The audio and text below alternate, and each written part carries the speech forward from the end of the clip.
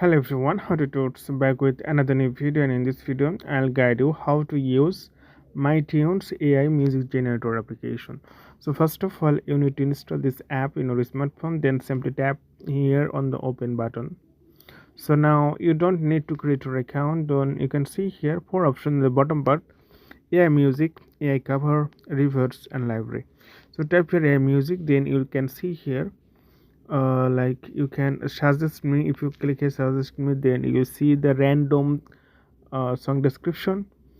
And if you tap lyrical modes, then you can see here lyrics here, and you can choose here happy, chill. So many genres: happy, chill, confident, motivation.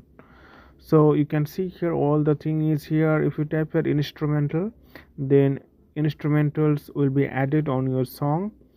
If you tap here the settings button, then you can see you can select your genre, so like classic, pop, jazz, and select your gender, like singer, male or female. You can choose here, select recording, studio or live concert. So all the feature is available here. So this is the music generator. Tap the create, but by the way, it's not free app. You need to become a VIP member to use this app.